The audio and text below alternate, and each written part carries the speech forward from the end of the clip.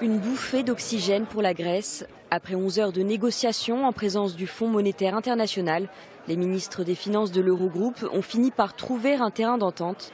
Ils ont décidé de verser une nouvelle aide de 10,3 milliards d'euros.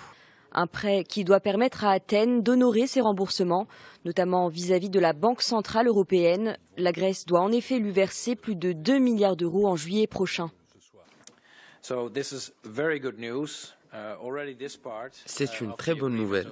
Cette partie de l'accord d'aujourd'hui est une très bonne nouvelle car cela montre que le programme est sur la bonne voie. La Grèce a fait beaucoup et nous avons fait des progrès.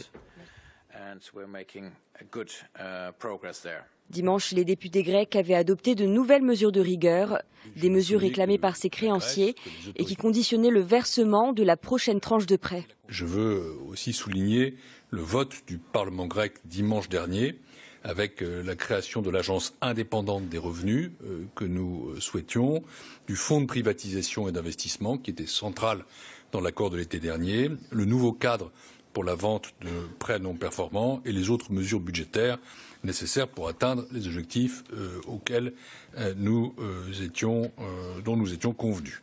Contestée par la population, l'adoption de ces mesures par le Parlement avait donné lieu dimanche à des manifestations. À Athènes, près de 10 000 personnes étaient sorties dans la rue, bloquant les transports publics. Le 9 mai, la Grèce avait déjà approuvé des réformes controversées sur les retraites et l'impôt.